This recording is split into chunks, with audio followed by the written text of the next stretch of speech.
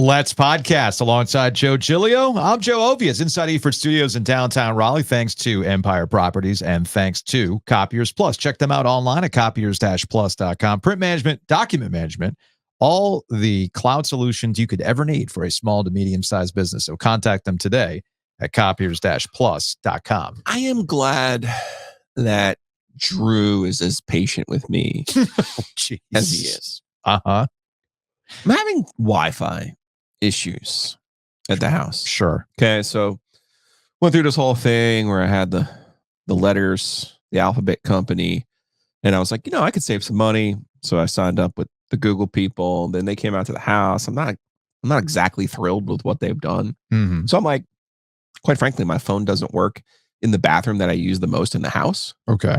So I'm like, that's crucial. The $20 I'm saving monthly, not worth it. Yeah, not worth it if you can't sit on your throne and scroll. Right. So unfortunately, or fortunately, Drew is as patient with me as he is. Because when I switched the first time, I'm like, hey, I switched Wi-Fi. Can you come set up the printer? Or can you text me something? Or he's like, sir, no, this is well beyond your... somebody over. So he did. Sends this guy over. Now I'm like, I need to go back to the other one. I see. So I see. I need to hit him up and get him to come back out. Well, I'm glad that Drew is patient. But is he a patient Panthers fan?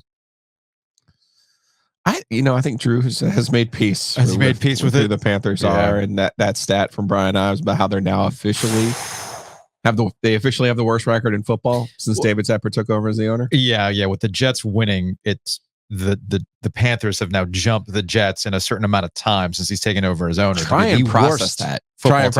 Like it's how bad incredible. the Jets have been. It's over pretty that incredible. Span. And look, one thing that David Tepper wanted from the jump is for people to be talking about him. He wants to be viewed as this guy who's really changing the game. You'll remember when they got the number one pick in the draft, you'll remember that Adam Schefter breathlessly went on ESPN and said, my sources tell me the Panthers are very excited about how they now control the draft. It wasn't about getting the right guy. It was about controlling the draft. We are the ones that you will be talking about. And as we get further away from that, there's more information that comes out about how this is really an organizational issue. It's a David Tepper problem that nobody wants to take ownership for who actually wanted Bryce Young. It was Tepper all along. And Frank Reich wanted CJ Stroud. All the things that I just kind of assumed and had a hunch on, they're all kind of coming out and everything else. But David Tepper is getting what he wants, ultimately. Because remember, the Panthers, for the longest time in the wilderness without Cam Newton, there was really no reason to talk about the Carolina Panthers. When you watch the national shows, when you get the rundown, I'll read the Washington Post rundown. I would read the New York Times rundown. I subscribe to a guy named Mike Tanier, who's written at a variety of different places covering the NFL, including my favorite website of all time, Sports on Earth. Remember that website? Yeah, I'll never forget Mike Krzyzewski going, Sports on Earth? What is that? Sports on Jupiter? Anyway, so Tanier has a Substack. He even said straight up, I don't care about the Panthers. There's no reason to write about the Panthers. Nick Wright, Fox Sports 1. I'll listen to his podcast, his individual podcast, What's Right with Nick Wright. And he said he does his usual Sunday rundown of all the games. He gives an opinion on everything. And he admitted at the end of it, he goes, look, I'll be honest with you. There were two games that I'm not going to watch because what's the point? One of them was the Panthers. And he said, look, it's just because of the market I was in. It happened to be on the 1 o'clock game. So I switched it over to Red Zone. And he goes, it's bad on Red. He's right. He's right about this. If you're a Red Zone watcher, if you show up on NFL Red Zone when you're not actually in the Red Zone, something bad is going to happen. And sure enough, it was that Saints game. And it was like, first play, Red Zone, Bryce Young. Yeah, this is going to be an interception. Sure enough, it was an interception. So we've got to the point now with the Bryce Young benching that the Panthers are so bad, so dysfunctional that David Tepper is getting what he wants. People are talking about him. Scott on Threads pointed this out to me. The Panthers have gone from we are bad, so national people don't bother to talk about us, to we're so epically bad, national media is talking about this. And he had a link to that awful announcing with Mel Kiper Jr. Stephen A. Smith on First Take yesterday just completely ripped the Panthers organization. So congratulations, David Tepper. you are now back on the board. People are talking about you. Does that qualify? Just not in the way that you want. Does that qualify? Look, Joe, I'm just trying to tell you something good, man. I was going to say, does it? Tell me something good. So if you're watching on YouTube, you saw a glimpse of the radio bit that I'm about to unveil. Put the coffee down. Yeah. You got to warn me. I want to warn you. I don't want to warn you. I want the real-time reaction to these things.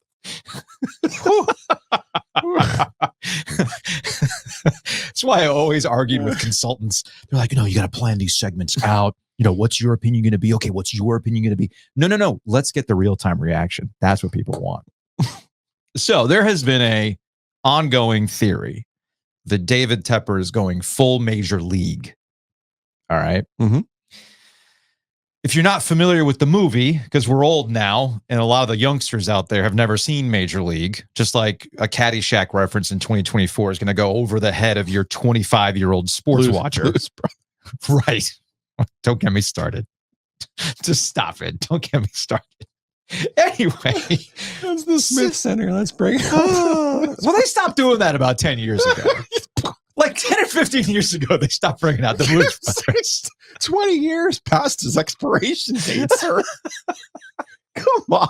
I know somebody's going to be in the chat right now. It's like, well, technically, as a member of the band, I'm sure Al, shout out to Al Hood, over at Tar Heel Blog. Al and Paul. That's your target audience. Al and Ken and Paul. They're going to say, we stopped doing the Blues Brothers years ago. I'm like, okay. But you get the point. Started with a 2, though. But you get the point. You get the point. So the basis of Major League is that the Cleveland Indians were taken over by a family that didn't want to be in Cleveland anymore. Mm-hmm. So the point was, all right, we're going to tank so badly that we're left with no choice but to move. Yeah. Okay. So the baseball manager, and they get this like horrendous group of baseball players. The Penal League and the Mexican League and all this, right? So the manager decides, all right, here's how we're going to motivate the team. We're going to stick it to the ownership. And as a reward, because the owner was a woman, so they have this cutout of the woman. And with the various, every time they won, they would remove a piece of clothing. So to that end, I thought, okay, well, fine. If we're going to follow the Major League theory of David Tepper, well, we might as well go all in. Yeah. We might as well go all in. So I photoshopped in all of my Photoshop glory, David Tepper with a variety of Panthers items that we will remove every single time the Panthers win the rest of the season. Oh. Oh, and there's Zubaz pants. I got Zubaz pants. I got a terrible, actually, I would buy that tie-dye Panthers inaugural shirt. It's one of those 47 brand throwback, throwbacks. So we got Carolina Panthers Zubaz pants. I mean, if you want me to zoom in on this, I can, so you guys can see the detail here. So we got Zubaz pants. We've got a 95 tie-dye shirt. We have a scarf. We have mismatching arms. We have a hat. And of course, the "You Guys Stink." So I love the optimism there with 1, 2, 3, 4 items to be removed. We'll see. We have chances of removing the 4 items are we have the 0. hat. We have the hat. Well, the scarf and the hat will be the first things to go. Sure. Then we'll have the shirt, and then we'll have the pants. I have not workshopped this all the way through of how we're going to get to half-naked David Tepper, but here we are. There's got to be a Speedo. Oh, yeah. There's got to be a Panther Speedo. You're right. Yeah. I'll Photoshop a Panther Speedo if I have to. A banana hammock with Sir Purr. So we're going to follow this through. Every single time the Carolina Panthers win a football game the rest of the season, we will remove an article of clothing. The only thing I'm slightly disappointed, and I know you put this together on the fly, so it's real, like total A for effort here. Like I'm not sure. The only thing you missed on. What did I miss? The only thing you missed because I can add to this. No, I know. Because we have until Sunday. My personal favorite is when the billionaire goes casual Dave and he wears that Walmart button down. Looks like Lamar Alexander running for president. Joe. And I'm just like, sir. Joe, as corporate as he is, who's to say he's not wearing that under the Panther shirt? Could be. I'm just saying. That awful shirt. That's my only complaint. Super casual Mr. Tepper goes to work. Yeah, so that's where we are with the Carolina Panthers. All we can really do is laugh. I mean, look, I was reading Albert Breer. I was reading this Albert Breer piece on Bryce Young.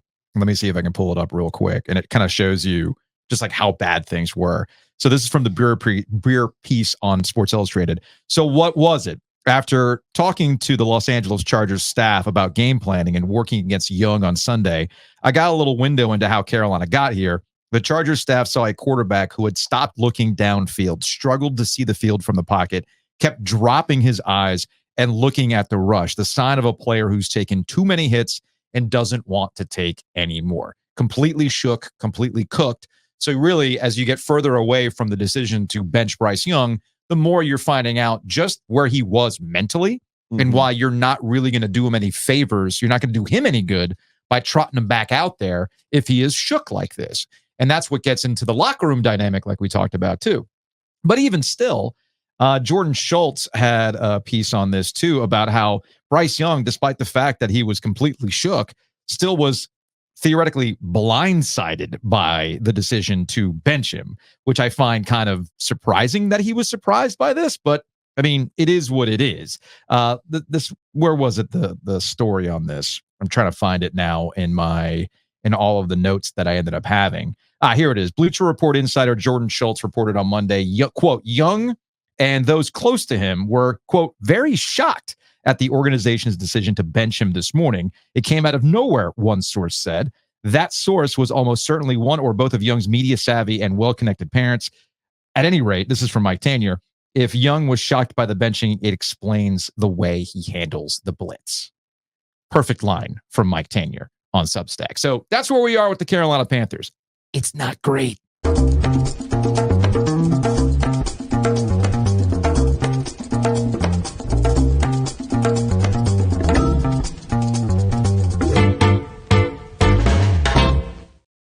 Here's my curiosity. Can I get odds on DraftKings for how many items of clothing we will remove from David Tepper? I don't know, but you really need to sound the alarm. We got to play over the week. What? I don't even have a I know. play of You the don't week have an thing. alarm. You don't even do your air horn. Hold on a second. I think I got something. Well, fine. Air horn it is. Everyone get to your nearest phone. Everyone download the DraftKings Sportsbook now. Georgia Tech is not only a double-digit dog, which is an autoplay. Georgia Tech is playing a ranked ACC opponent. For those unfamiliar, Brent Key is 5-7 against unranked ACC teams. Mm-hmm. He's a perfect 5-0 straight up against ranked ACC opponents. Georgia Tech getting 10 points this week at Louisville. Bow, bow, bow, bow.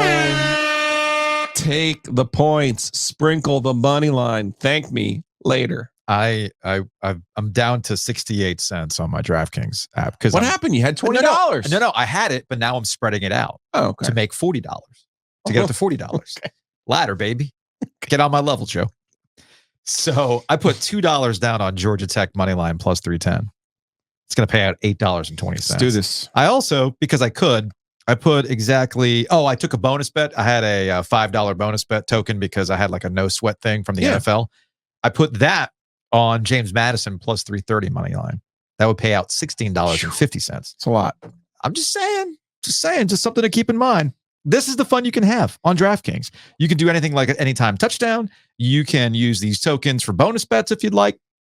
Always something cooking on DraftKings, an official sportsbook partner of the NFL. So you can score big with DraftKings Sportsbook, the number one place to bet touchdowns and a bunch of other stuff. Download the DraftKings Sportsbook app and use that promo code OG24. That's OG24. New customers will get $250 in bonus bets when they bet just $5. And you'll get 1 month of NFL Plus Premium only on DraftKings.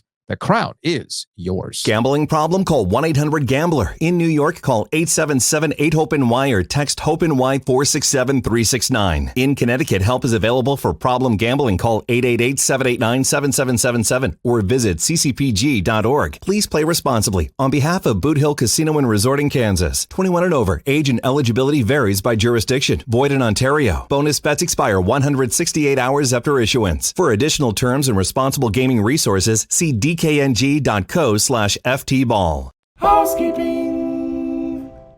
Brought to you by Enovana. Check them out online at enovana.com. Green Cleaning Solutions. If you have mess inside your mansion or trash in your cabana, get it clean with Enovana.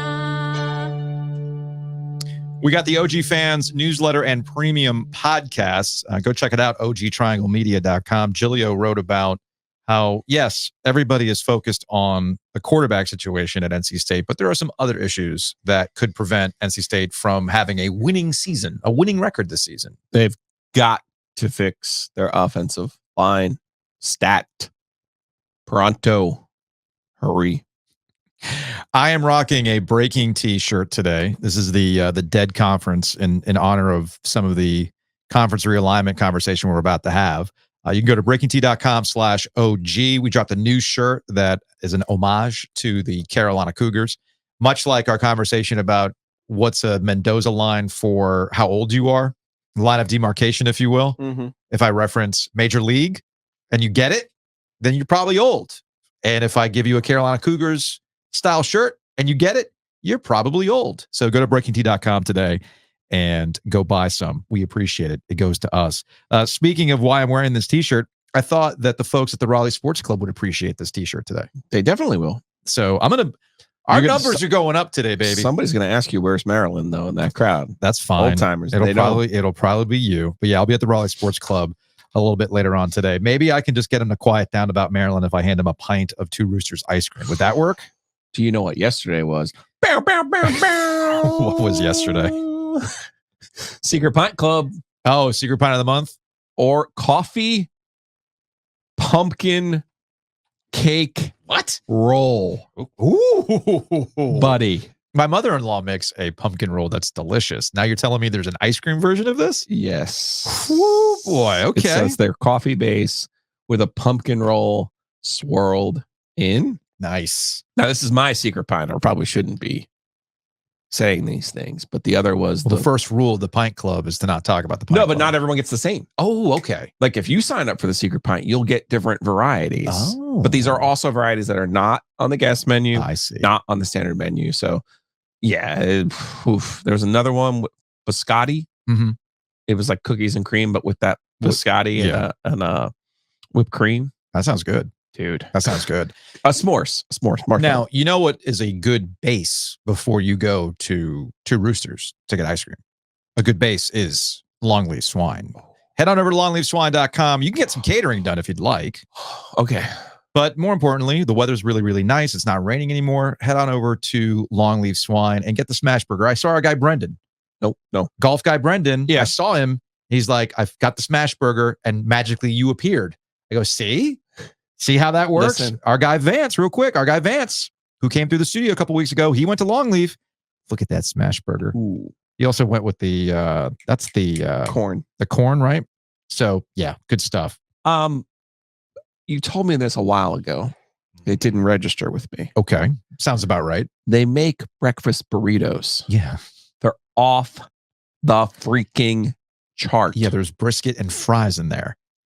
Brisket, potato. There might be pimento cheese in there. I don't remember Or if there's the pimento ingredients cheese. like of. Yeah. And bacon. Yes. Amazing. Yeah, that breakfast burrito will cure a hangover. Amazing. It's really good. And hearty. Yes. Super hearty. Because yes, we tailgated Longleaf Swine out at the RV lot last week. Thanks to our friends at the Longleaf Swine. Big thanks to Mosquito Authority and Pest Authority. You can check them out online at bugsbite.com.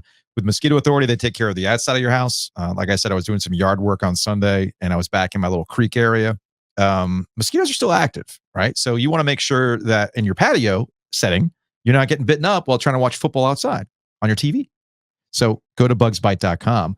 Find out more information. More importantly, you can bundle and save when you use bugsbite.com and use both services.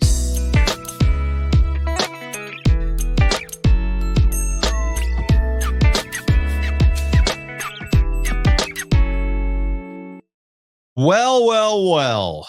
If we don't have more conference realignment drama, Joe. Ross Dellinger, I believe, at Yahoo Sports was the first to have this. This was followed up by Nicole Auerbach and then our friend David Hale, who we are scheduled to talk with tomorrow on our Sleek Fleet OG Live.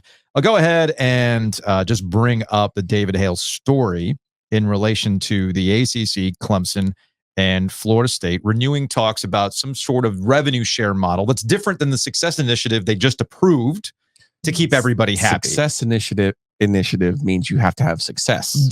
Right. So now this would be regardless of your success. Yes. Okay. Now this has to do with television ratings.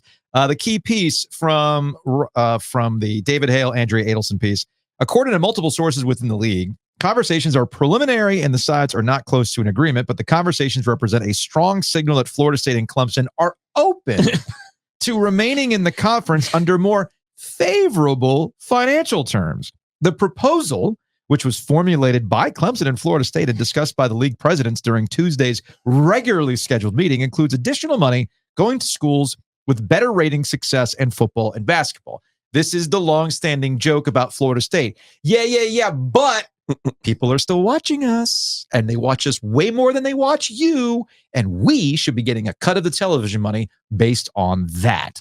Now, this is not just benefiting Clemson and Florida State on the football side.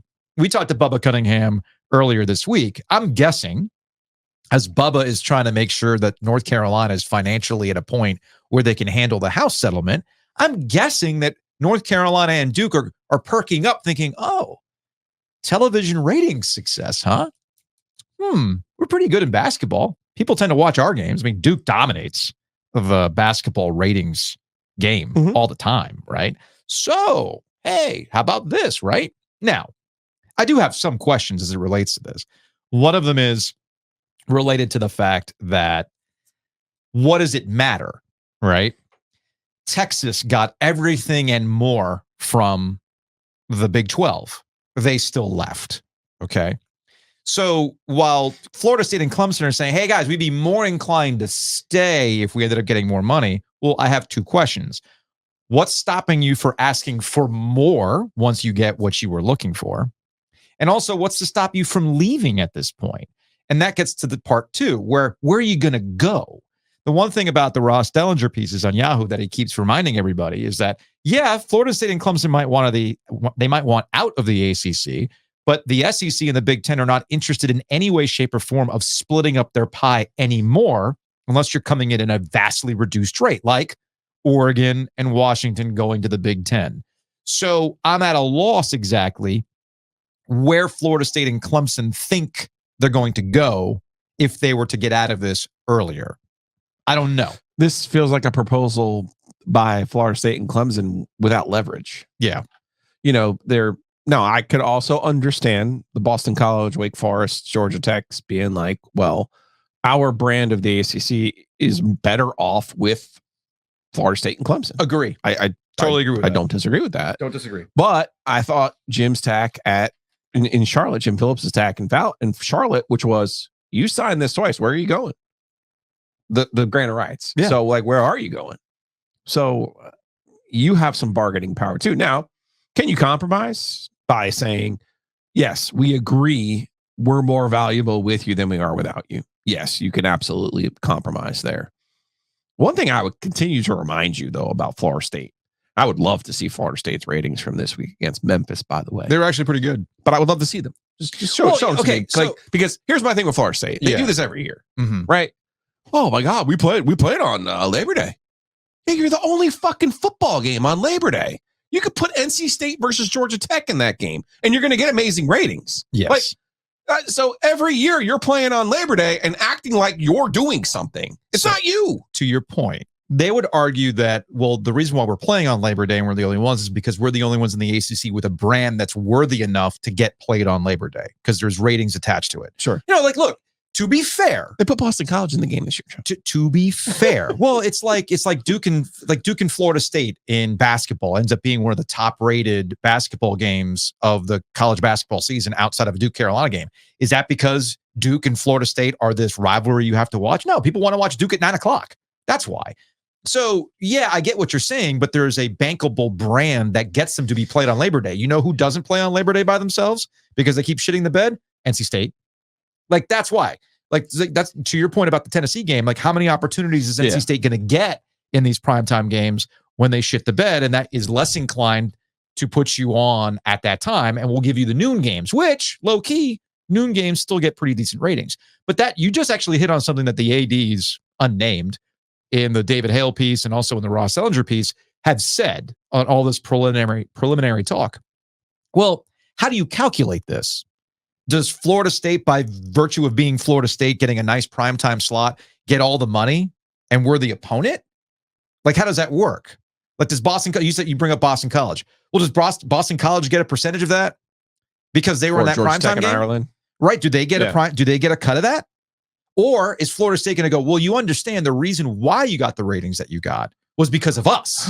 So therefore we get a 60-40 split of whatever that game was, or 75-25 split. Sure. Because of that. Again, these are all preliminary conversations. I think there's a lot of chicken or the egg there. Now, for sure. Now, the buried lead here, and this is where you've seen that meme where it's like, I have a trade proposal.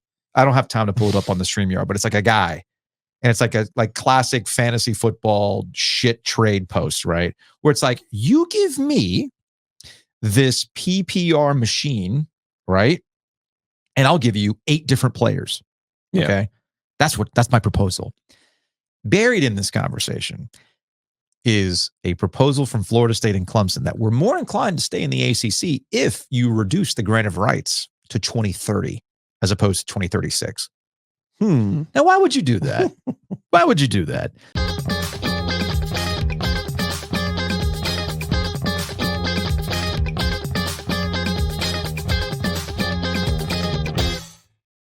Joining us on the Heister Automotive Group hotline, he is Jon Wilner, the Wilner Hotline, something that I have been reading for a very, very long time, very plugged in when it comes to the Pac-12 and very plugged in when it comes to matters of the college realignment that we can't seem to get out of. Jon, thanks for the time. How are you? I'm good, thanks. Thank you for having me.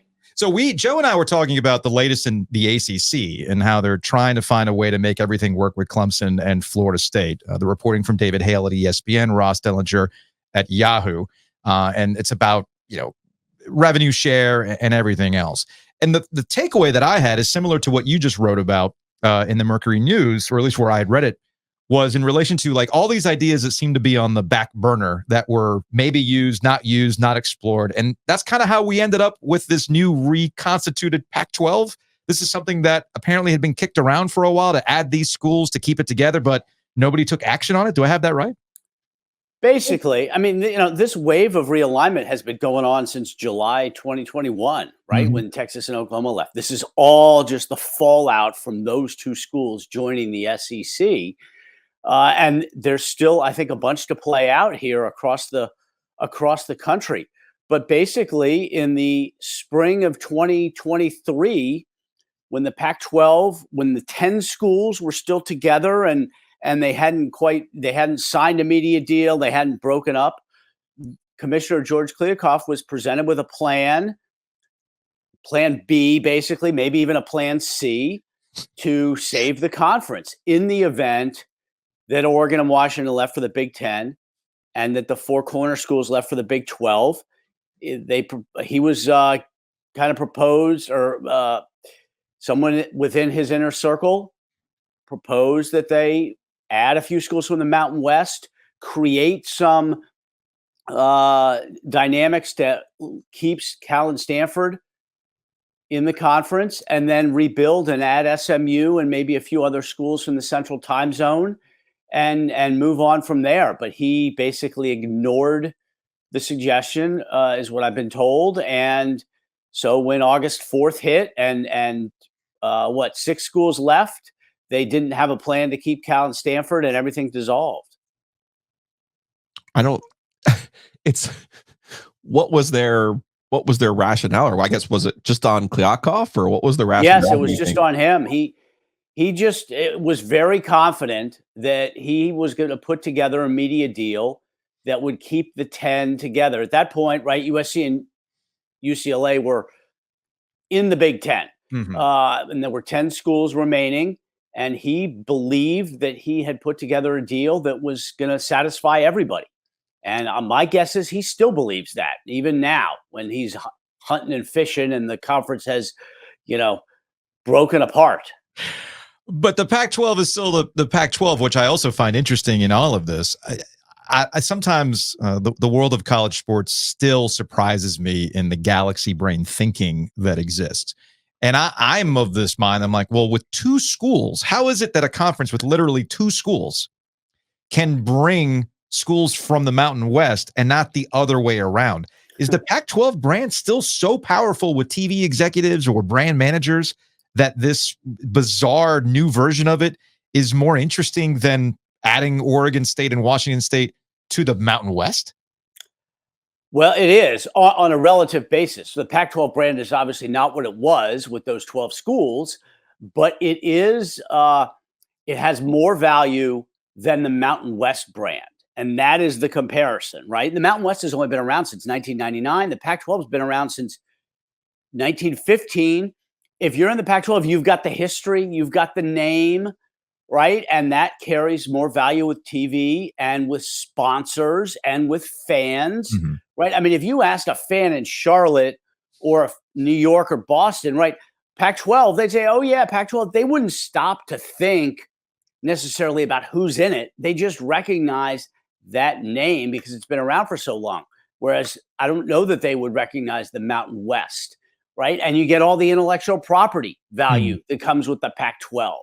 So in that regard, yes. Now, the other piece of it is if you're Boise, Colorado, Fresno, San Diego States, and you're looking at a TV deal that is 2 years away, there's more value in a TV deal that doesn't have the bottom of the Mountain West, but does have Washington State and Oregon State, right? I mean, they are leaving behind the schools that have below average value and joining schools that have above average value, again, relative to who we're talking about. So they're going to get a better TV deal. The other thing they're getting is, you could argue better access to the college football playoff, right? Being in a smaller conference, a conference that could potentially turn around now and kneecap the American, which would be, undermining a competitor for that group of 5 spot in the playoff. What was the reaction out there when Stanford and Cal were lassoed by the ACC? I'll be perfectly honest with you. I as someone over here in the Triangle in Raleigh, I wanted no part of Stanford and Cal. I saw no value in Stanford and Cal, other than, to be fair to Cal, their online presence is off the charts. It's been amazing. Cal social media is amazing. The way I saw it, though, John, was you're inviting 2 sharks in every sport other than football and basketball.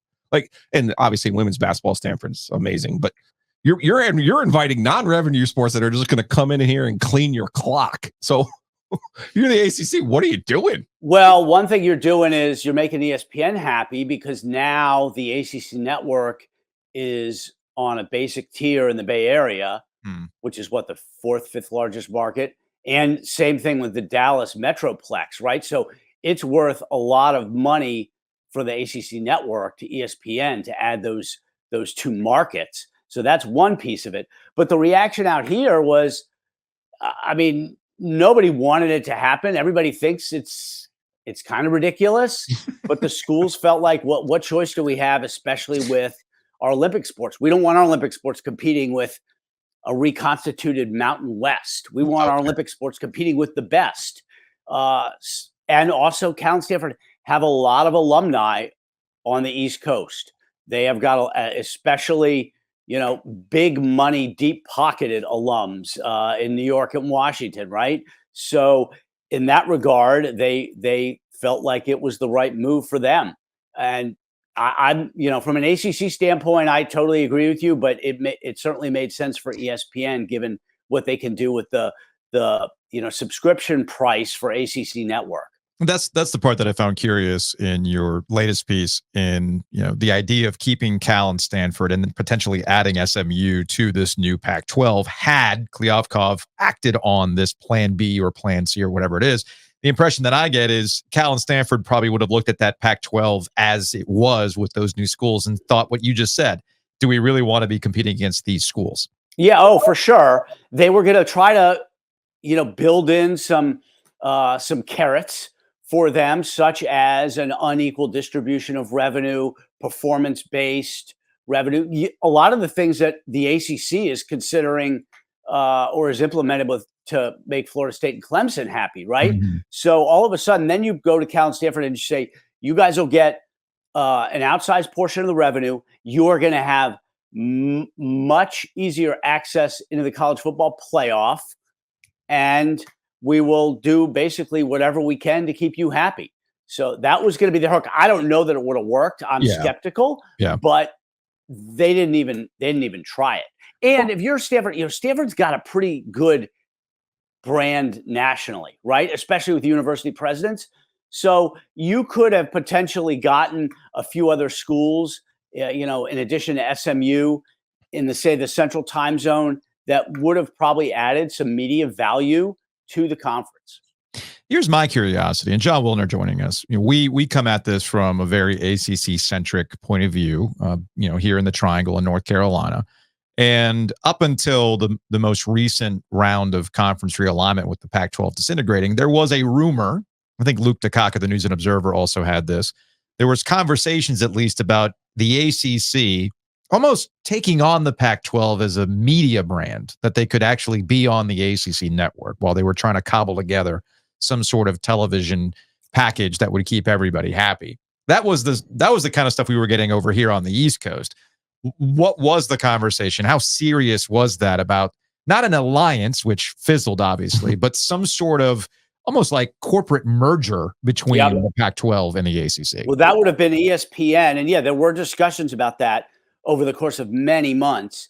That would have involved basically ESPN taking over the Pac-12 network, right? And using it as the production arm for sports out west and potentially other ACC expansion targets. That certainly, the Pac-12 production arm, it's called Pac-12 Enterprises, is cutting edge technology and can produce a lot of events for streaming very cheaply. And that is one of the reasons why these 4 Mountain West schools decided to join, right? The 4 corner schools spending $10 million or something to build out production studios for Big 12 digital. Cal and Stanford spending a lot of money to build out production studios for the ACC network and for the ACC digital piece. Pac-12 can do it for pennies on the dollar because of what they have with the Pac-12 networks. They've got these air packs. They just send it to you. It uploads everything to the production studio in the East Bay, and it can be done very cheaply. So that was part of the reason why I think ESPN was intrigued at some point, but it certainly never got to the point where, hey, let's do this.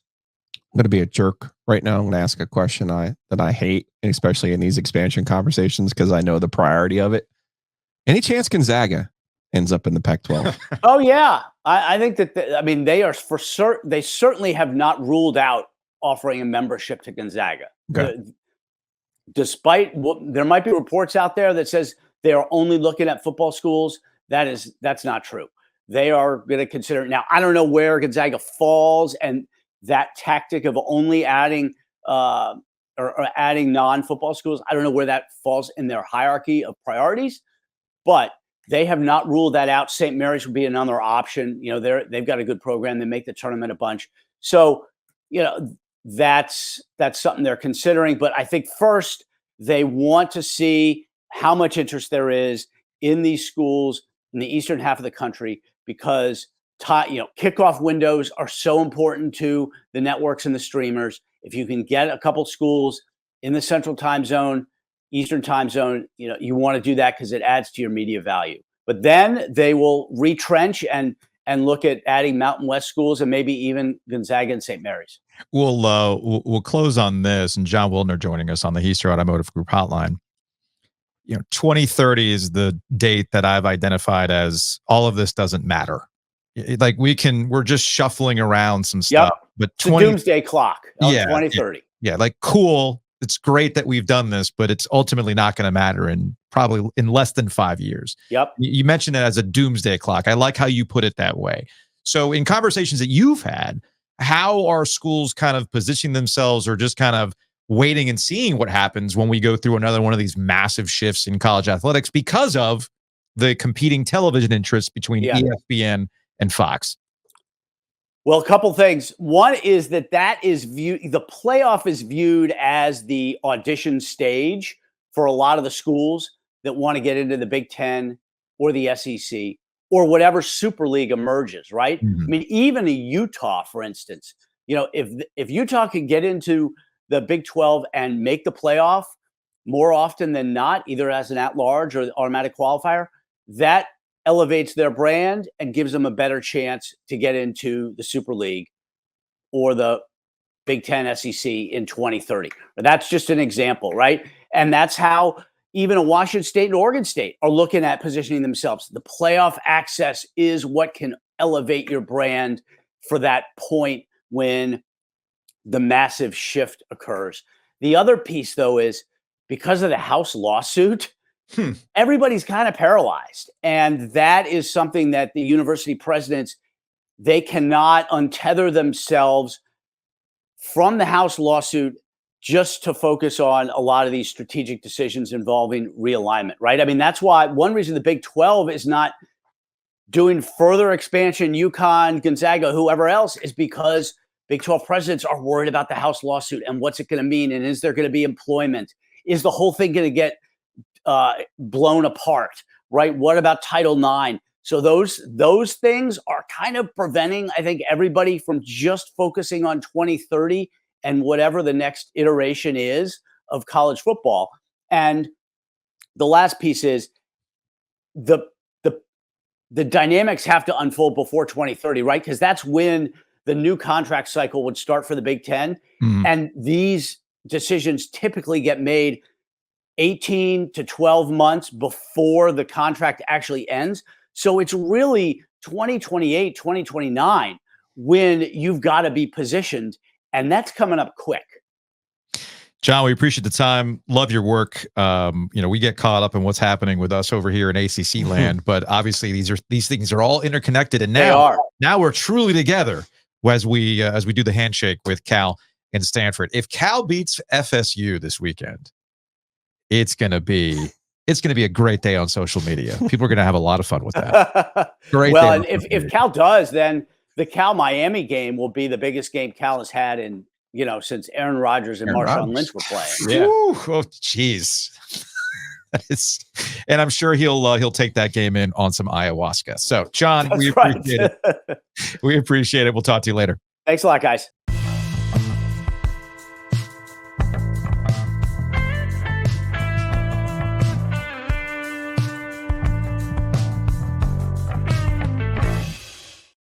Your schools might disappoint you on multiple fronts, losing games, switching conferences, but you know what doesn't disappoint? A home field hoodie. So head on over to homefieldapparel.com. Use that promo code OG24 to save 15% off your order. We got them all laid out here at the bottom if you're watching on YouTube. But let's do that because it's a home field. Yeah. Let's put in a request with our guy. About what? With John's? No. With Josh? No. Streezy. Oh, because of app? Yeah. Are we trying to get into app? What are we doing? What are we doing, Joe? I would like to get the quarterback on the pod next week. You want to talk to Joey? Joe, and Joey? Yeah. That's what we want to do? All right. Well, while you're texting Streezy, I will continue with this ad. So shout out to Homefield. Check them out. Homefieldapparel.com. Use that promo code OG24. If we end up going to App State, I'm going to buy that hoodie. Because that hoodie. That's the only one I don't. Well, I'm not going to buy anything Duke, but it's the only one I don't have.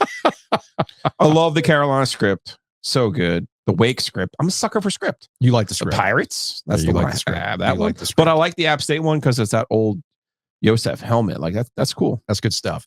Also good stuff. Buying and selling with confidence with our friends at Hometown Realty. Check them out online, myhtr.com. You can buy and sell with confidence because it's about maximizing the value of your home. Don't get caught up in this guaranteed offer nonsense. You're literally leaving money on the table. You're not getting the full value of your home.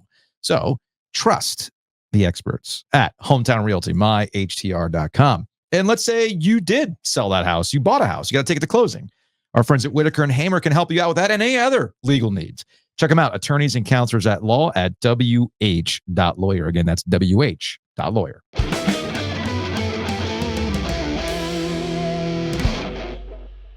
Joining us on the Heister Automotive Group hotline, former ECU quarterback. He's got a podcast, the Holton Ahlers Show, Pirate Radio as well, out in Greenville, America. I was going to say Greenville, America legend. Yeah. Greenville, America legend. Holton, what's going on, man? Thanks for jumping on.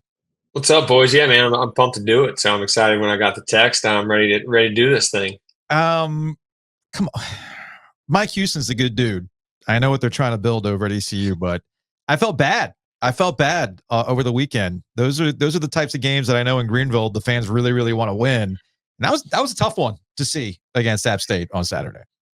Yeah, it was, man. Look, I mean, we got to score more points offensively. We're putting up a lot of yards. John David Baker comes from Ole Miss. He's the co-offense coordinator there. But look, everyone knows Lane Kiffin calls the plays there. I mean, there's no shock there. This is his first time really calling plays here at ECU. And a lot of tempo, a lot of yards, but just not a lot of points right now. 2 FBS opponents so far, 20 points and 19 points. So got to go score more points. And then you lose by 2 points. We miss a field goal, miss a PAT.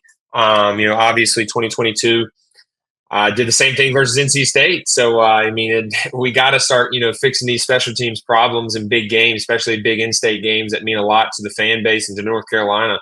Yeah, man, it was a tough one. I was going to say, at the risk of being a dick and having you on this program, like it did feel like the State game, and you were the quarterback. It did. Because you guys outplayed State in the second half of that game. You walk away from that game going, wait a second, which one's supposed to be ranked? Which one's supposed to be better? And I left Greenville that day going, ECU was the better football team. And I think you could probably say the same thing about Saturday's game with App State. All the respect that I have for App State. It felt like one of those games where you're like, oh gosh, like what do they got to do? Is Mike really any better or worse of a coach because the kid can't make a kick? Yeah. I mean, it's hard. That's what sucks, man, is like, that's how it is in the State game. I remember, we had a 2-minute drill there with one timeout.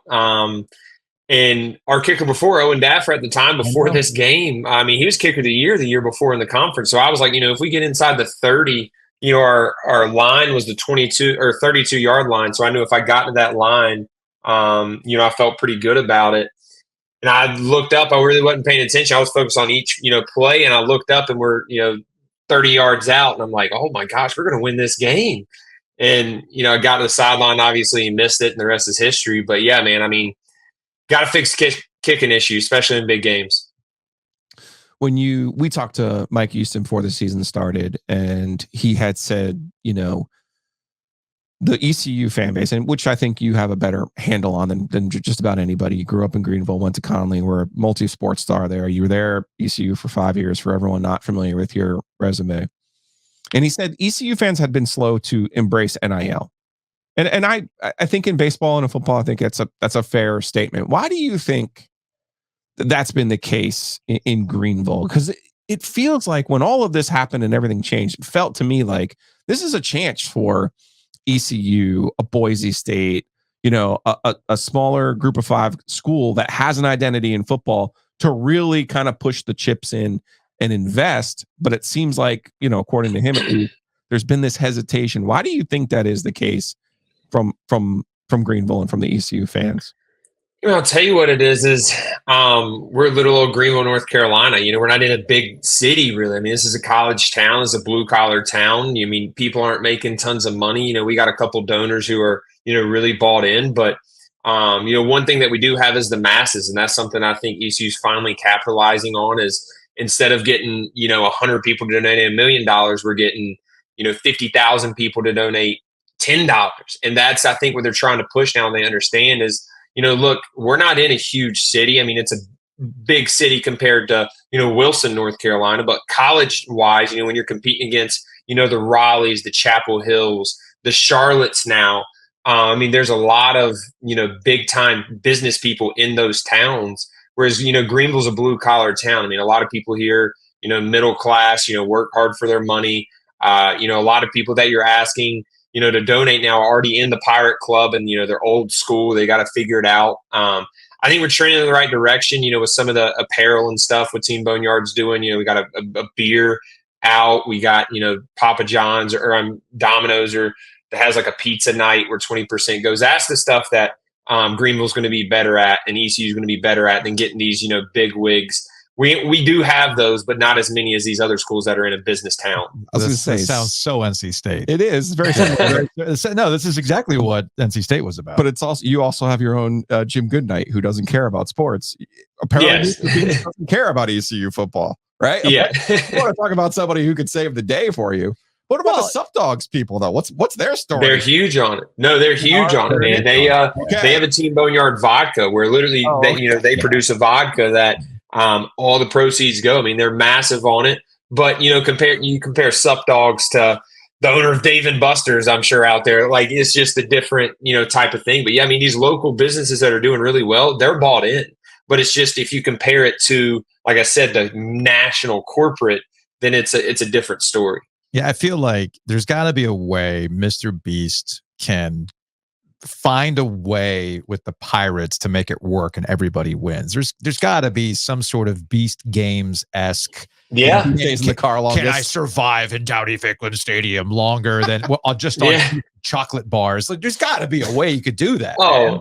100%. And look, I grew up with Jimmy and grew up with those guys. He's from Greenville, right?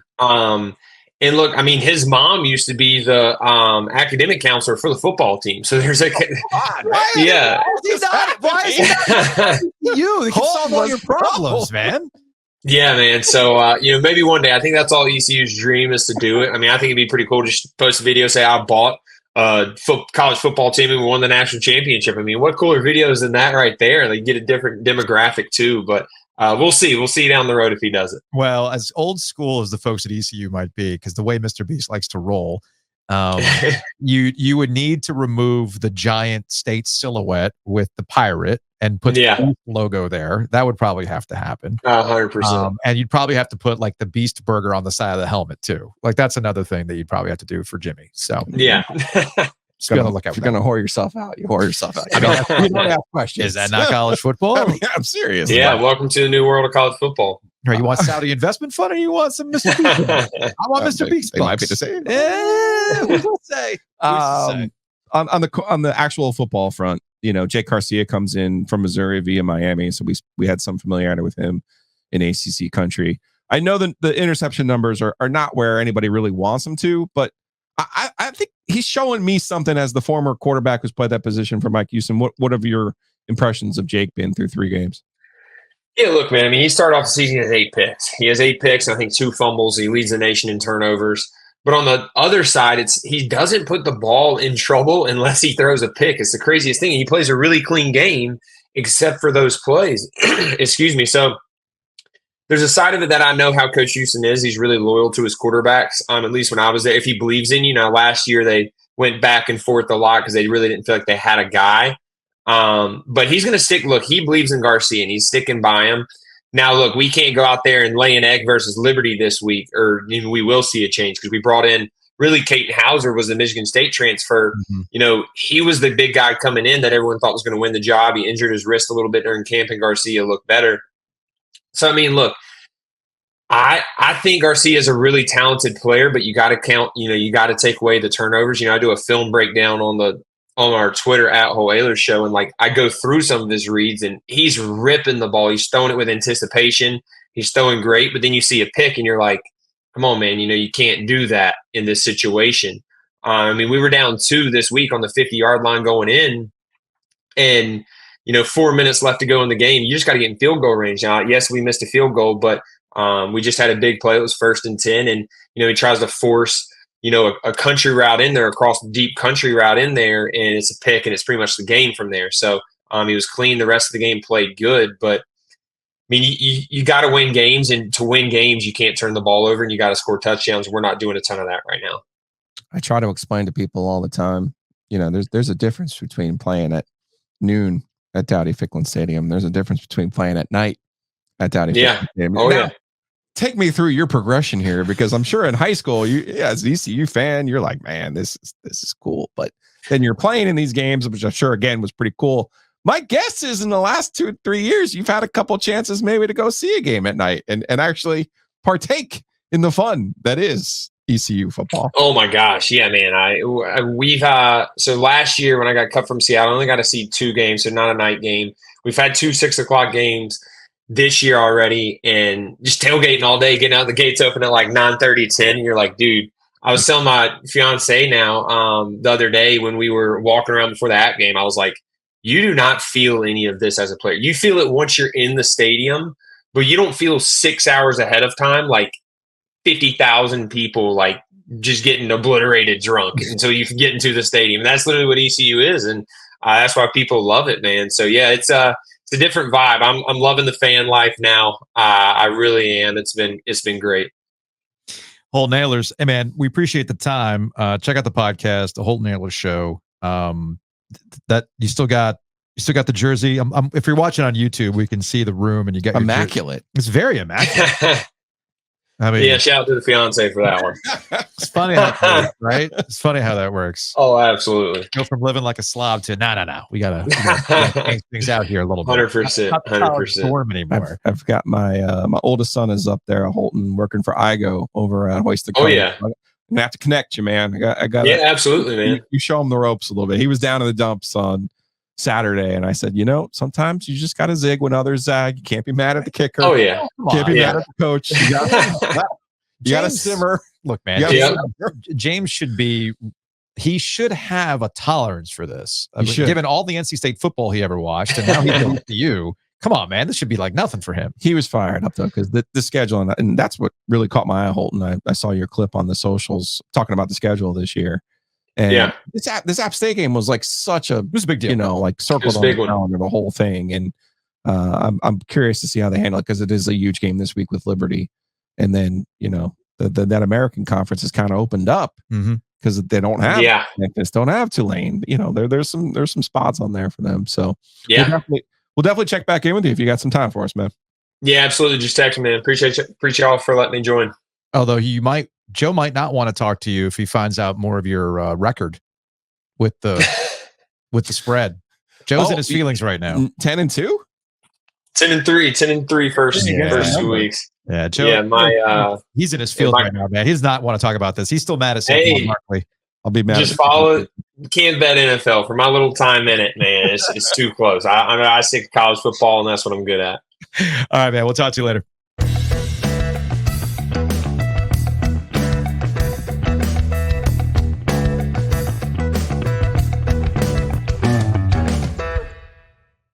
Big thanks to Roback for sponsoring Ovies and Giglio. You can check them out online at roback.com, RHOBACK.com. Use the promo code OG20 to save 20% off your order.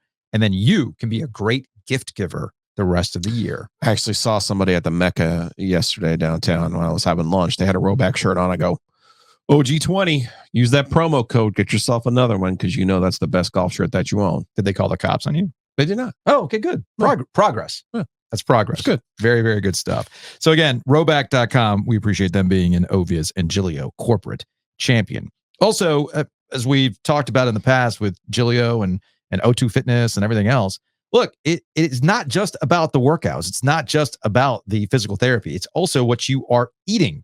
And that's where our friends at Happy and Hale can come in and help you with some really good, hearty meals that are good for you. Take a break. Let's take a hockey break. Brought to you by Happy and Hale. Even something that looks like, well, that's probably something that I shouldn't, like the burger bowl, right? Mm-hmm. We're talking premium ground beef, veggies, all that fun stuff without the bun. And it's absolutely delicious. It's like replicating an actual burger. It is really good. Mm-hmm. But you know me, when I go there, I got my favorites. The Thai chicken peanut crunch. Yeah, I know. Man, that is your jam. That is so absolutely good. The carrots. I didn't even know carrots could taste that good. And you're not even on that Nature's Relief. You're like, this is the greatest carrot I've ever had. Go to Nature's Relief. Carrots is so good. Goodness great. What? Come on, what's happening? Could it be the hippie sip that you have? Can't feel my face. This carrot is amazing. Go to Nature's Relief Hemp Store, RELEAF, naturesreliefhempstore.com. You can find something there that is going to make you feel like it's the greatest carrot you've ever consumed. So, one thing I was struck by when we were at the Nature's Relief. Yeah, we talk a lot about people who don't know what they want and go in and ask questions, and they're great at that too. While we were there last week, there were a lot of people who came in. They knew what they wanted. They zeroed in. Boom. That's me. Hey, man. They got both. Yeah, it's a whole range, man. It's a whole range. So they do such a great job with their customers. And all of their staff, too. Like now that we've been out at Holly Ridge and Garner, when we've been over at Western, they all know what they're talking about. And that part can be intimidating where you're like, well, even when I'm in there, I'm like, hey, I know I can handle Delta 8, but I'm not great with Delta 9. And then with Delta 9, is it less than 5? Am I going to, I give them the standard question. Am I going to be able to handle this? That's because they all know from the hippie sip. They know what I can't handle. They got a base for you. And they do. That's a really good point, because the people that I talk to, as I, kind of talk about Cali sober lifestyle or whatever it is, they just don't know what they're getting themselves into. And that's where Nature's Relief is really helpful. So again, check them out, naturesreliefhempstore.com.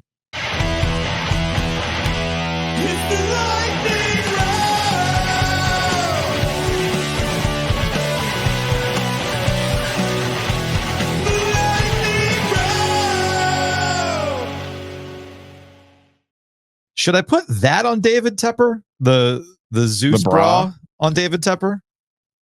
Should I do that? An AI generated Carolina Panthers Zeus bra? Still. Don't ask questions, man. Take a hippie sip and maybe it'll make sense to you. You never know.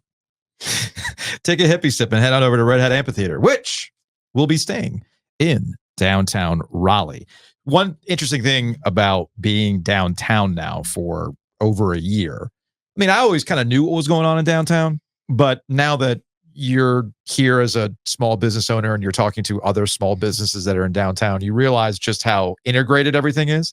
And something as, if you're not tied into it, something as, what's the big deal with moving an amphitheater to Dorothea Dix Park or further on down the way at South Saunders? Well, what you're doing is you are really eliminating an opportunity for people to go downtown, hang out, and go frequent places like Crank Arm.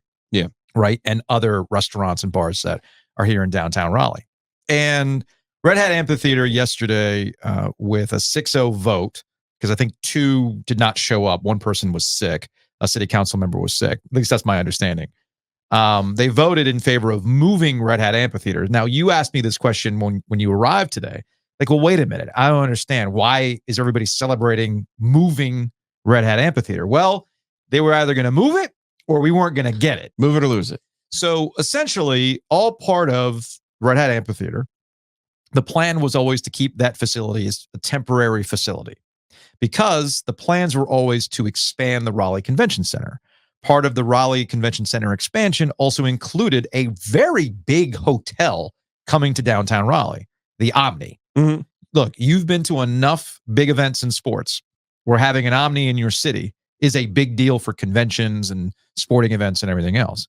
Prime hotel where people can stay. So all that was tied together. So people got so used to Red Hat that I think people just assumed, well, that's just where Red Hat is. No. And it's a credit to the folks who run Red Hat for making a temporary venue almost seem permanent by adding things here and there, right? But time was up. And the plan was always to move it a block away. And that involved closing a portion of South Street, a very little used portion of South Street. And as we got closer to that date, you know how it is. Sure. People go, well, wait a minute. Whoa. What do you mean you're closing this street? And some people raised some concerns and everything else. And it got a little dicey there that Red Hat was not going to move, that they weren't going to approve the moving of it. And again, this is the key portion of it. If they didn't approve the move a block down, then it was not going to happen, period. It was going to set everything back multiple years, okay? So that would affect businesses like Crank Arm and everything else. So our friend Adam Eckhart, who's the owner at Crank Arm, was very vocal about this. Very vocal about this. He had every right to be. So, good news. It is going to stay. They're just going to move it a block down. Red Hat is not going anywhere other than a block down. It'll be a really nice facility based on the renderings that we've seen. I'm all for all this progress. It's funny, though. I don't know if you remember this. You probably do. Mm-hmm. When it opened in 2010, it originally had a different sponsor. Yeah. I don't remember the original sponsor. In 2020, the year of our Lord 2010, Yeah. Bud Light was going to be the sponsor of the amphitheater. Oh. And the city council or whoever got their panties in a twist Mm-hmm. and said, no, we can't have a beer company be the title sponsor of an outdoor music venue I don't remember because this. of Clutch the Pearls. Think of the children. I don't remember this. Yeah. I really don't It's a remember this. real thing. That's kind of crazy. That's a real. That And not is- in 1978, not 1988, I mean, 2010. man. I think we just got our last dry county off the books recently, if I'm not mistaken. I mean, we still can't buy beer before noon on Sundays. I mean, No, you can. That changed. Did it? Yeah, that law I changed. can't at my teeter. I don't know where you're shopping. The law changed on that. Okay, good. Yeah, the law changed on that. So I think we're good on that one.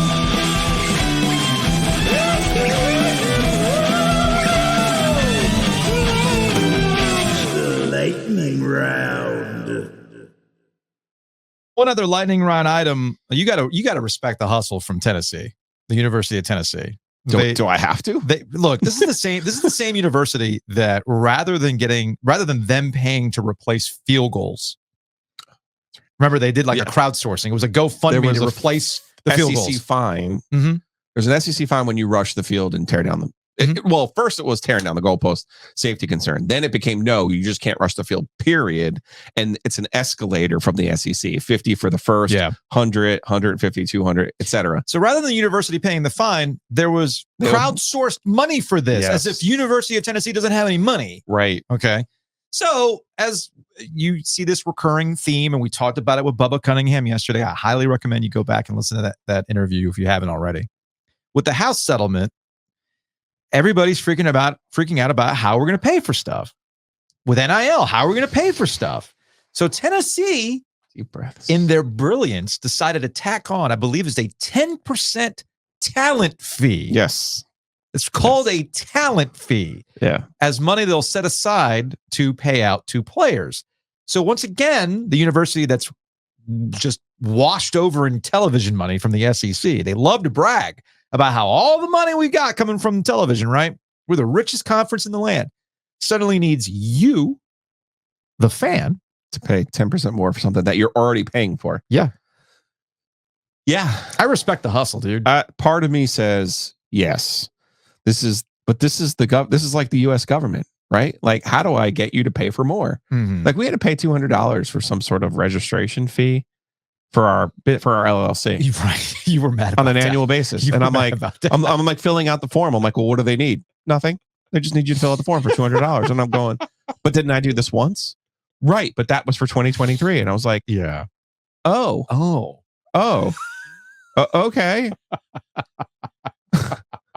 So that's all Tennessee's doing here. But no, on a serious note, like, they're a first mover on this. I tweeted about this and people are like, yeah, well, they have a waiting list. And yeah, I mean, they have all these fans. And right. Mm-hmm. But what you're missing is these schools generate money and they still refuse to share that money with the athletes. That's what this is ultimately about. All of this stuff has been a tax on their fans. Mm-hmm. Now it's legitimately spelled out as a tax on your fans who are already paying. Oh, and by the way, Neyland Stadium holds 110 fucking thousand people. Mm-hmm. And I think they only hold off X amount for their students as it is. Are they going to tax the boats too to dock? Of course they do. Of course. Everybody's taxed. But I'm just saying, like, don't act like, oh, they have it. Oh, well, their fans will pay for it. Right. But why are you letting the school that makes all the money from the tickets to begin with, and then their television revenue, why are you letting them say to you, well, I mean, we got to make sure that our, fifth string consultant can get paid. We got to make sure that the tutor in the academic center gets paid. We got to make sure everyone but the players get paid. That's what you're saying to me. Yes.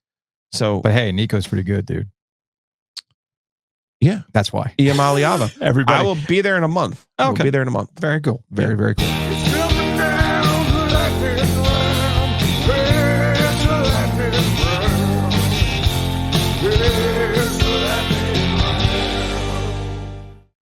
Joining us on the History Automotive Group hotline from Renew Physiotherapy, he is JP Horan. And hey, JP, what's going on, man?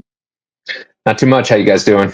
We're good. We're good. You know, we've been talking a lot about Bryce Young. I don't think there's nothing physically you can do for Bryce Young, right? Is there anything like, can you recommend, I don't know, a nice long walk or anything to kind of get his head right so we can get him back out there on the field?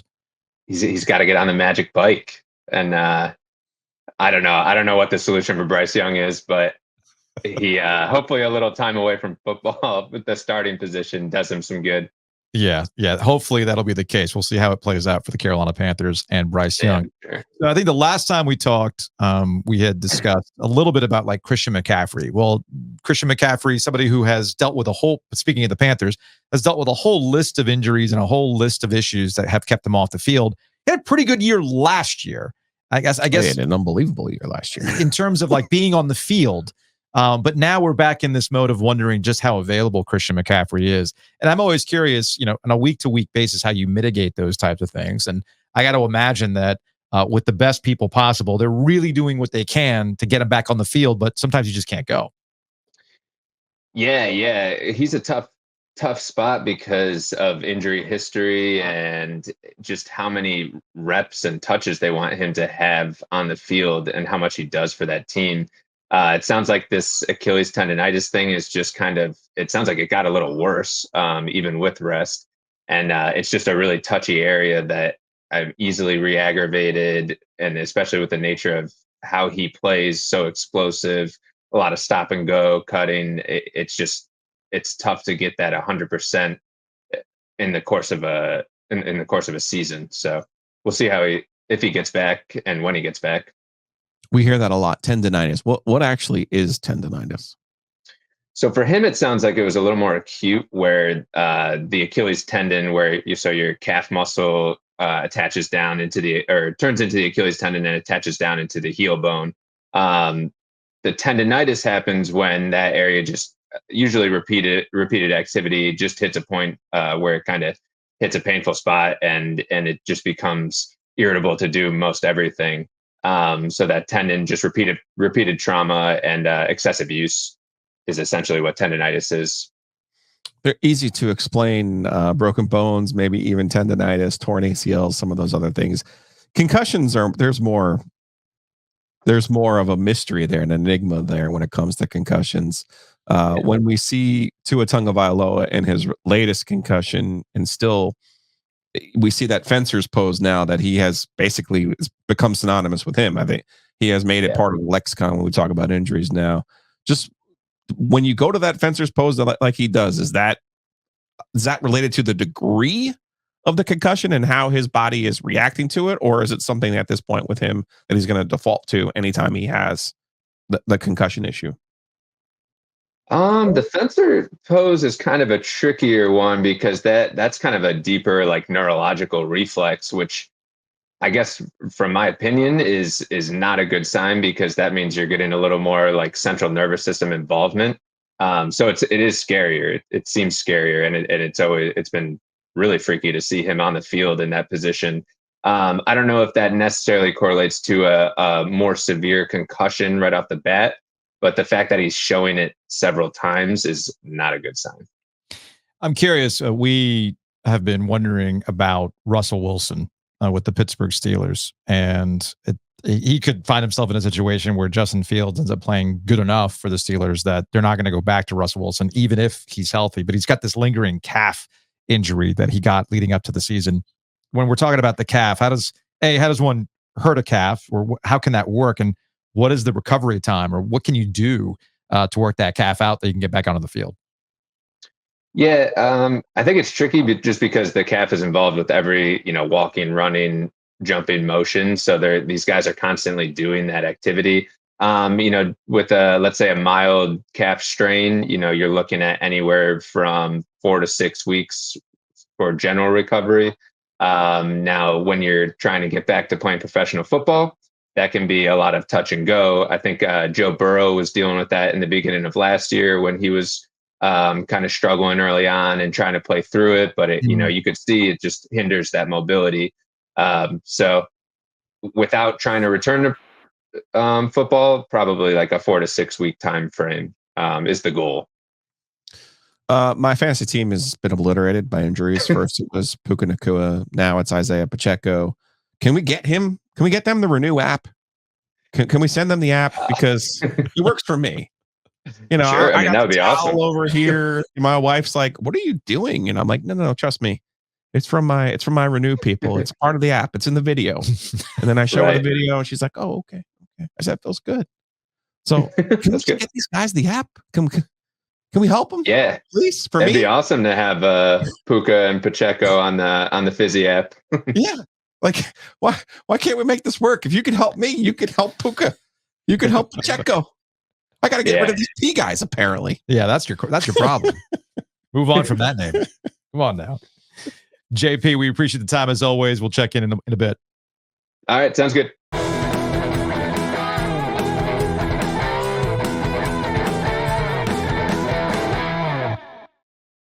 Yeah, download the app, or just better yet, go to o2fitnessclubs.com to find out more. You got O2, you've got Renew, you have Loop Nutrition. It is clearly more than a gym. O2 Fitness, so much more than a gym.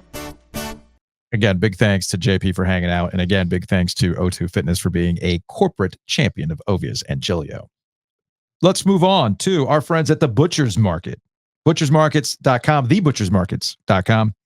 You can sign up. You know, we were talking about pint clubs. There's steak of the month that you can do as well. There's all sorts of goodies with the Butcher's Market.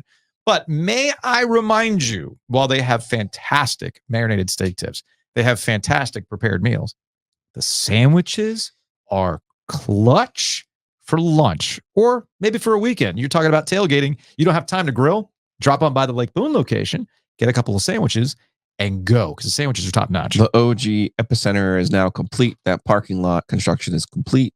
That area is kind of all redone, with the center jewel being the Butcher's Market. So check them out. Get yourself some lunch. Tell them that the OG sent you. Now, speaking of tailgating, our friends at Breeze Through have a spot for you. First come, first serve at the Carter Finley location, plus a food truck that's there, beer caves, etc. All the things that you need for a tailgate. They're conveniently located just outside a lot of the football stadiums. It's very, very smart on Breeze Through's part. You know, way brilliant, big forward thinking, much better thinking than we are capable of. So check them out, breezethrough.com. Also, big thanks to our friend Matt Davis, InsureGarner.com, theoginsurance.com, or call them directly at 919-779-8277. At some point, the Big 12 Matt Davis game of the week will include 24 teams. At the rate we're going with college realignment. Hey, maybe Brett Yormark is the wild one. 2030 is where he's looking to bring everybody in. Big game this week. Yes. Guess the Matt Davis 12 team. It's Houston versus Cincinnati. If you guessed both are in the Matt Davis 12, you are correct. And very special this week, they're both playing in a conference game. Amazing. Not to be confused with Arizona and Kansas State last week, who decided, we're in the same conference now, but we already had this game scheduled. So, that sounds confusing. You know what's not? Calling Matt Davis, getting your insurance rates lowered, and saving yourself some money. What a concept. 79-82-77.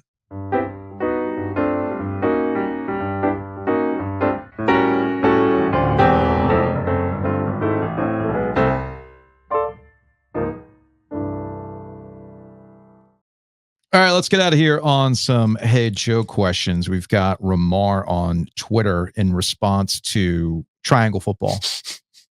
It's Thanos, perfectly balanced, as all things should be. Yes, that is Big Four football. Wake Forest, NC State, North Carolina, and Duke. It all works itself out in the end. Very well done, Ramar. Speaking of Duke, our guy, Bull City coordinator's popping on. Finished yesterday's OG episode.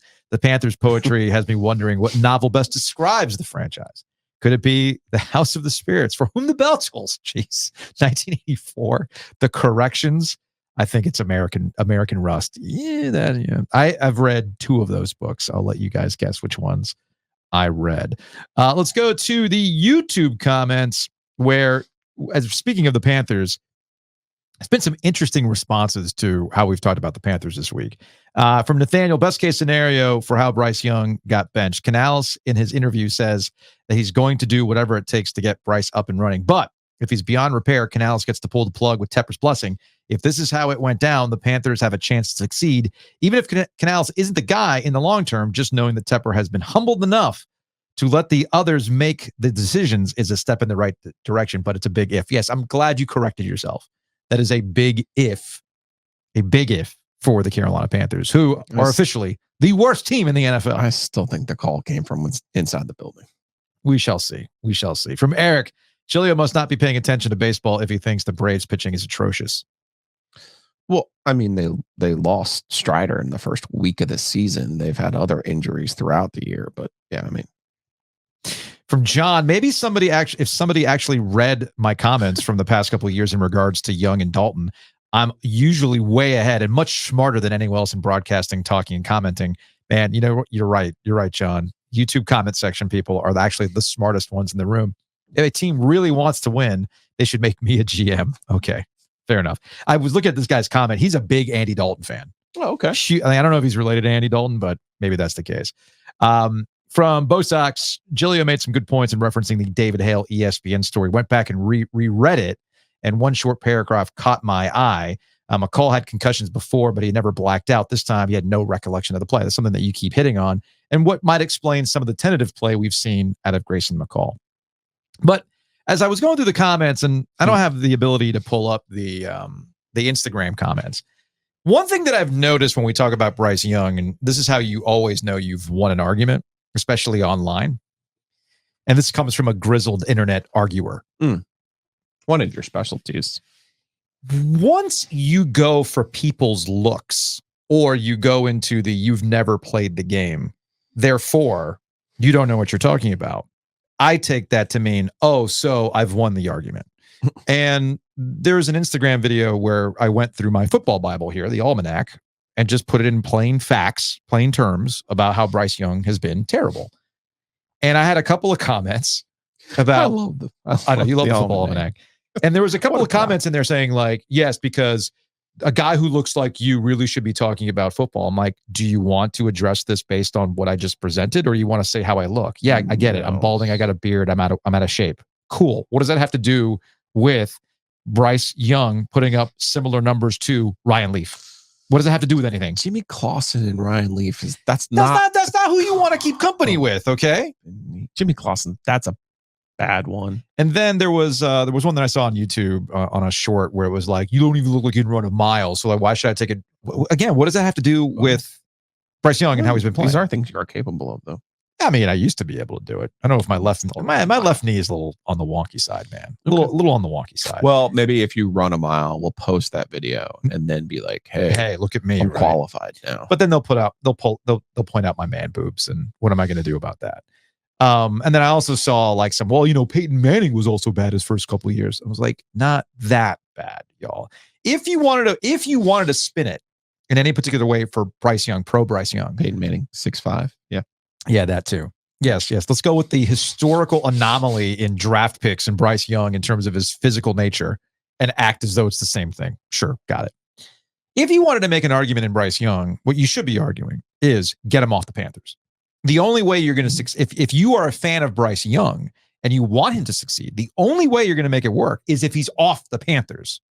Because two things can be true. He's been bad, but the organization has made some really terrible decisions that have helped him be bad in this regard. Yeah, they should have benched him last year when it was clear that he had the fake injury and Dalton did play well and the team played better without him. That was, in my opinion, that was the time to bench him. That's why I don't agree with this move. I would just keep putting him out there, but I do understand the overall point that there are other players in that locker room who are saying, you're not giving us even a chance to compete. So I do understand that side of the argument. But ultimately, I look at this and I go, this is a bad situation to be in. And there's not a clear way out for you if you're the Carolina Panthers, because even this draft class coming up, like, yes, good news. Tell me something good. They do have their draft pick next year. Tell me something good. It is the good thing. However, right now, it doesn't look like there's one of those surefire things out there waiting for him. That's going to wrap it up for today's show. I will give you a full report of working the Enloe Marching Band West End beer spot for tonight's Creed show. Can you take me higher? Yeah. You have a Jimmy V day. I'm having a day. You got the silver crowd for lunch. And the creeds at night. I'm getting the millennial crowd at Creed tonight. At night? Yes. So that's a full day. I fully anticipate a bunch of millennials coming up to the West End bar, wine bar / beer, where we are the only booth with Red Oak and cider. And I expect you to approach us with your arms wide open to take my beer and help me pay for Caleb's marching band fees. See you then.